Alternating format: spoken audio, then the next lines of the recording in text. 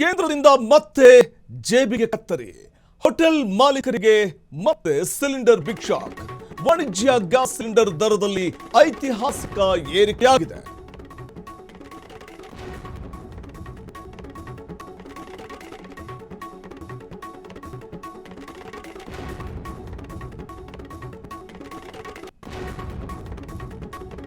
ಮನೆ ಬಳಕೆ ಸಿಲಿಂಡರ್ ಬೆಲೆಯಲ್ಲಿ ಬದಲಾವಣೆ ಇಲ್ಲ, ಆದರೆ ವಾಣಿಜ್ಯ ಗ್ಯಾಸ್ ಸಿಲಿಂಡರ್ ದರದಲ್ಲಿ ಐತಿಹಾಸಿಕ ಏರಿಕೆಯಾಗಿದೆ.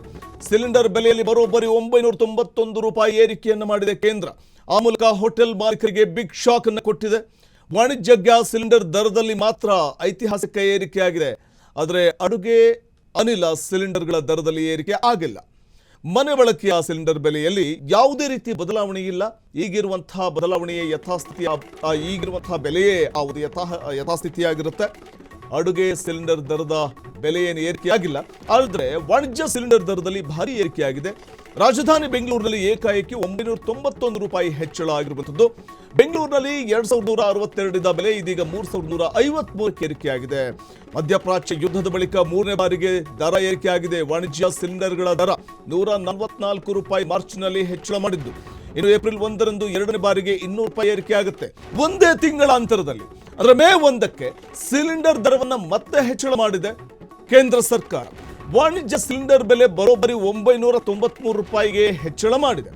ಇನ್ನು ಮುಂದಿನ ದಿನಗಳಲ್ಲಿ ಪೆಟ್ರೋಲ್ ಡೀಸೆಲ್ ದರ ಹೆಚ್ಚಳವಾದರೂ ಅಚ್ಚರಿ ಪಡಬೇಕಿಲ್ಲ. ಇನ್ನು ವಾಣಿಜ್ಯ ಸಿಲಿಂಡರ್ಗಳ ದರ ಏರಿಕೆ ಆಗಿರೋದ್ರಿಂದ ಸಹಜವಾಗಿಯೇ ಹೋಟೆಲ್ಗೆ ಬರುವಂತಹ ಗ್ರಾಹಕರ ಜೇಬು ಕೂಡ ಸುಡಲಿದೆ. ಇನ್ನು ಕಾಫಿ, ಟೀ ಮತ್ತು ತಿಂಡಿ ಹಾಗೂ ಊಟದ ದರವೂ ಹೆಚ್ಚಳವಾದರೂ ಅಚ್ಚರಿ ಪಡಬೇಕಾಗಿಲ್ಲ. ಈಗಾಗಲೇ ವಾಣಿಜ್ಯ ಸಿಲಿಂಡರ್ಗಳ ದರ ಏರಿಕೆ ಆಗಿದ್ರಿಂದ ಈಗ ಹೋಟೆಲ್ಗೆ ಹೋಗುವಂಥ ಗ್ರಾಹಕರು ಕಾಫಿ, ಟೀ ಅಥವಾ ತಿಂಡಿ ಅಥವಾ ಊಟವನ್ನು ಮಾಡಿದ ಸಂದರ್ಭದಲ್ಲಿ ಕೊಡುವಂಥ ಬಿಲ್ನಲ್ಲಿ ಸಿಲಿಂಡರ್ಗಳ ದರ ಏರಿಕೆಯ ಒಂದು ಬರೆ ಕೂಡ ಬಿಲ್ನಲ್ಲಿ ಇರ್ತಾ ಇತ್ತು. ಅಂದರೆ ವಾಣಿಜ್ಯ ಸಿಲಿಂಡರ್ಗಳ ದರ ಏರಿಕೆ ಆಗಿದ್ರಿಂದ ಅದರ ಒಂದು ಹೊರೆಯನ್ನು ಕೂಡ ಗ್ರಾಹಕರ ಮೇಲೆ ಹಾಕಲಾಗ್ತಾ ಇತ್ತು, ಹೋಟೆಲ್ಗೆ ಬರುವಂಥ ಗ್ರಾಹಕರ ಮೇಲೆ. ಇದೀಗ ಮತ್ತೆ ದುಬಾರಿ ಆಗಿರೋದ್ರಿಂದ, ವಾಣಿಜ್ಯ ಸಿಲಿಂಡರ್ಗಳ ದರ ಏರಿಕೆ ಆಗಿರೋದ್ರಿಂದಾಗಿ ಮತ್ತಷ್ಟು ಹೊರೆಯನ್ನು ಗ್ರಾಹಕರು ಹೊರಬೇಕಾದಂಥ, ಹೋಟೆಲ್ಗೆ ಬರುವಂಥ ಗ್ರಾಹಕರು ಹೊರಬೇಕಾದಂಥ ಒಂದು ಅನಿವಾರ್ಯ ಪರಿಸ್ಥಿತಿ ನಿರ್ಮಾಣ ಆಗಿದೆ. ರಾಜಧಾನಿ ಬೆಂಗಳೂರಿನಲ್ಲಿ ಏಕಾಏಕಿ 991 ರೂಪಾಯಿ ಹೆಚ್ಚಳ ಆಗಿದೆ ವಾಣಿಜ್ಯ ಸಿಲಿಂಡರ್ಗಳ ಬೆಲೆ. ಸೊ ಬೆಂಗಳೂರಿನಲ್ಲಿ 2162 ಇತ್ತು, ಈಗ ಮತ್ತೆ ಏರಿಕೆ ಆಗ್ತಾ ಇರುವಂಥದ್ದು. ಅದು 3ನೇ ಬಾರಿಗೆ ದರ ಏರಿಕೆ ಆಗಿರುವಂಥದ್ದು. ಮಾರ್ಚ್ನಲ್ಲಿ ವಾಣಿಜ್ಯ ಸಿಲಿಂಡರ್ ದರ 144 ರೂಪಾಯಿ ಇತ್ತು, ಏಪ್ರಿಲ್ 1ಕ್ಕೆ 200 ರೂಪಾಯಿ ಇತ್ತು 2ನೇ ಬಾರಿಗೆ ದರ ಏರಿಕೆ. ಈ ಒಂದು ತಿಂಗಳ ಅಂತರದಲ್ಲೇ ಈಗ ಮತ್ತೆ ದರವನ್ನು ಹೆಚ್ಚಿಸಿದೆ. ಮೇ 1ಕ್ಕೆ ಏಪ್ರಿಲ್ 1ರಲ್ಲಿದ್ದಂಥ ದರಕ್ಕಿಂತ ದುಪ್ಪಟ್ಟು ಮೇ 1ಕ್ಕೆ 993 ರೂಪಾಯಿ ಏರಿಕೆ ಮಾಡಲಾಗಿದೆ. ಮುಂದಿನ ದಿನಗಳಲ್ಲಿ ಪೆಟ್ರೋಲ್ ಡೀಸೆಲ್ ದರ ಹೆಚ್ಚಳವಾದರೂ ಅಚ್ಚರಿ ಪಡಬೇಕಾಗಿಲ್ಲ. ಇದು ವಾಹನ ಸವಾರರಿಗೂ ತುಟ್ಟಿಯಾಗಿ ಪರಿಣಮಿಸಿಬಿಡಬಹುದು. ಇನ್ನು ಗ್ರಾಹಕರಿಗೆ ಈಗಾಗಲೇ ಬಿಸಿ ತುಪ್ಪು ಆಗ್ತಾ ಇರುವಂಥದ್ದು. ಈಗ ಸಾಮಾನ್ಯವಾಗಿ ನಾವು ಗಮನಿಸ್ತಾ ಹೋಗ್ಬೋದು, ಒಂದು ಕಾಫಿ 15 ರೂಪಾಯಿ ಇತ್ತು ಅಂತಂದರೆ ವಾಣಿಜ್ಯ ಸಿಲಿಂಡರ್ಗಳ ದರ ಏರಿಕೆಯ ಆ ಬರೆಯನ್ನು ಕೂಡ ಆ ಒಂದು ಬಿಲ್ನಲ್ಲಿ, ಕಾಫಿ ತಗೊಂಡಂಥ ವ್ಯಕ್ತಿ ಅಥವಾ ಗ್ರಾಹಕನ ಬಿಲ್ನಲ್ಲಿ ಆ ಒಂದು 5 ರೂಪಾಯಿ ಸೇರಿಸ್ಬಿಟ್ಟೆ ಹಾಕ್ತಿದ್ದು. ಒಟ್ಟು 20 ರೂಪಾಯಿ ಆಗೋದು ಕಾಫಿ, ಅಥವಾ 20 ರೂಪಾಯಿ ಇದ್ದರೆ 25 ರೂಪಾಯಿ ಆಗೋದು. ಈಗ ಬೆಲೆ ಮತ್ತಷ್ಟು ದುಬಾರಿ ಆಗ್ತಾ ಇರೋದ್ರಿಂದಾಗಿ ಕಾಫಿ, ಟೀ, ತಿಂಡಿ ಅಥವಾ ಊಟದ ಬೆಲೆ ಮತ್ತಷ್ಟು ಏರಿಕೆ ಆಗಲಿದೆ.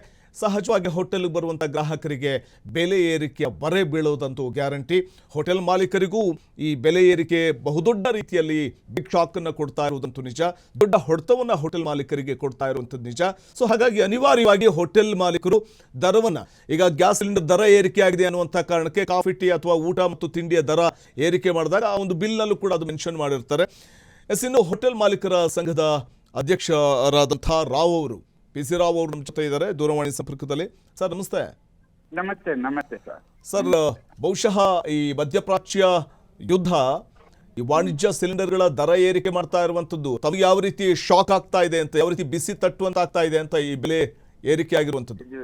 ಇದು ಬೆಳಗ್ಗೆ ನಮಗೆ ಬಹಳ ಆಶ್ಚರ್ಯಕರವಾದ ಸುದ್ದಿ ಬಂತು. 990 ರೂಪಾಯಿಯಷ್ಟು ಬೆಲೆ ಏರಿಸಿರುವುದು ಇದು ಗ್ಯಾಸ್ ಬೆಲೆಯಲ್ಲಿ ಹಿಸ್ಟ್ರಿಯಲ್ಲೇ ಅತಿ ಹೆಚ್ಚು ಬೆಲೆಗೆ ಬಂದಿದೆ. ಯಾವತ್ತೂ ಈ ರೀತಿಗೆ ಬಂದದ್ದೇ ಇಲ್ಲ. ಇದು ಬಹಳ, ಚುನಾವಣೆ ಮುಗಿದ ತಕ್ಷಣ ನಮ್ಮ ಮೇಲೆ ಆಗಿರುವಂತ ದೊಡ್ಡ ಹೊರೆ.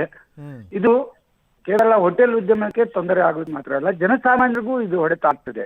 ಹೋಟೆಲ್ ಉದ್ಯಮಕ್ಕೆ ಯಾವ ರೀತಿ ಪ್ರಭಾವ ಬೀರುತ್ತೆ ಸರ್ ಇದು ಬೆಲೆ ಏರಿಕೆ? ಹೋಟೆಲ್ ಉದ್ಯಮಕ್ಕೆ ಯಾವ ರೀತಿ ಪ್ರಭಾವ ಬೀರುತ್ತೆ? ಖಂಡಿತ ಬೆಲೆಯನ್ನು ಏರಿಸಲೇಬೇಕಾಗ್ತದೆ ಎಲ್ಲಾ ಹೋಟೆಲ್ನವರು. ನಾವು ಬೆಲೆ ಏರಿಸುವಂತ ನಿರ್ಧಾರ ಅವರವರು ಹೋಟೆಲ್ಗೆ ಬಿಟ್ಟಿರ್ತೇವೆ, ಆದ್ರೂ ಕೂಡ ಅನಿವಾರ್ಯ. ಬೆಲೆ ಏರಿಸದಿದ್ರೆ ಅವರು ದೊಡ್ಡ ನಷ್ಟಕ್ಕೆ ಹೋಗ್ತಾರೆ. ಖಂಡಿತ ಏರಿಸಬೇಕು. ಆದ್ರೂ ಏರಿಸಿದ್ರು ಕೂಡ ನಮ್ಗೆಲ್ಲ ಅದು ಪರಿಣಾಮಕಾರಿಯಾಗಿ ಬರುವುದಿಲ್ಲ. ಯಾಕೆಂದ್ರೆ ಬೆಲೆ ಏರಿಕೆ ಮಾಡಿದಷ್ಟು ಜನಸಾಮಾನ್ಯರು ಹೋಟೆಲ್ ಉಪಯೋಗಿಸುವಲ್ಲಿ ಕಮ್ಮಿ ಆಗ್ತಾರೆ. ಮತ್ತೆ ಈ ಹೊರೆ ನಾವು ನಮ್ಮ ಗ್ರಾಹಕರಿಗೆ ಹೇಳಲಿಕ್ಕೂ ಆಗ್ತಾ ಇಲ್ಲ. ಆ ರೀತಿಯಾದಂತ ಹೊರೆ ಇದೆ.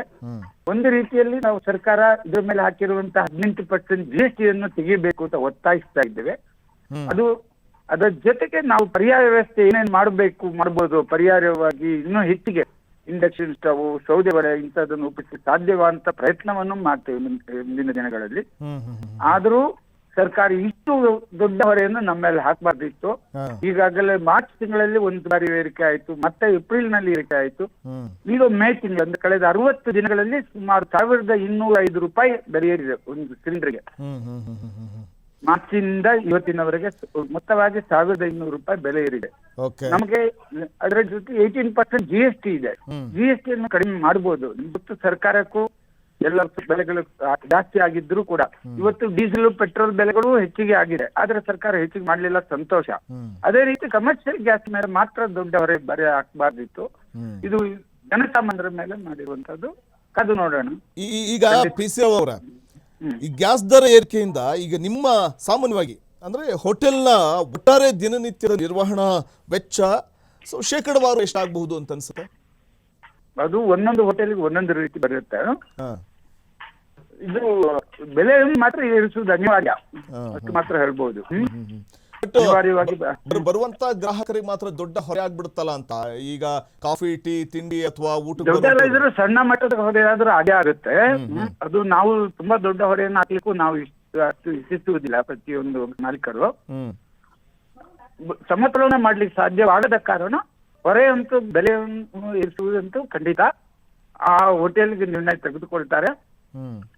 ಈ GST ಕಡಿಮೆ ಮಾಡ್ತಾರ ಅಂತ ಒತ್ತಾಯ ಮಾಡ್ಲಿಕ್ಕೆ ನೋಡ್ತೇವೆ. ಬೇರೆ ಪರ್ಯಾಯ ವ್ಯವಸ್ಥೆದು ವಿಚಾರ ವಿನಿಮಯ ಮಾಡ್ತೇವೆ. ಆದ್ರೆ ಗ್ರಾಹಕರು ಅನಿವಾರ್ಯವಾಗಿ ಹೆಚ್ಚಿನ ಬೆಲೆ ಕೊಡ್ಬೇಕಾಗುತ್ತದೆ ಮುಂದಿನ ದಿನಗಳಲ್ಲಿ.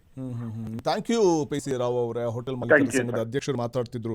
ಸಹಜವಾಗಿನೇ ಯಾಕಂದ್ರೆ ವಾಣಿಜ್ಯ ಸಿಲಿಂಡರ್ ದರ ಏರಿಕೆ ಆಗೋದ್ರಿಂದ 3000 ದಾಟಿರೋದ್ರಿಂದ ಸಣ್ಣ ಹೋಟೆಲ್ಗಳು ಅಥವಾ ಬೀದಿ ಬದಿಯ ವ್ಯಾಪಾರಿಗಳ ಉದ್ಯಮ ಕೂಡ ಬಹುದೊಡ್ಡ ರೀತಿಯಲ್ಲಿ ಸಂಕಷ್ಟಕ್ಕೀಡಾಗುವಂತಹ ಸಾಧ್ಯತೆ ಇರುತ್ತೆ.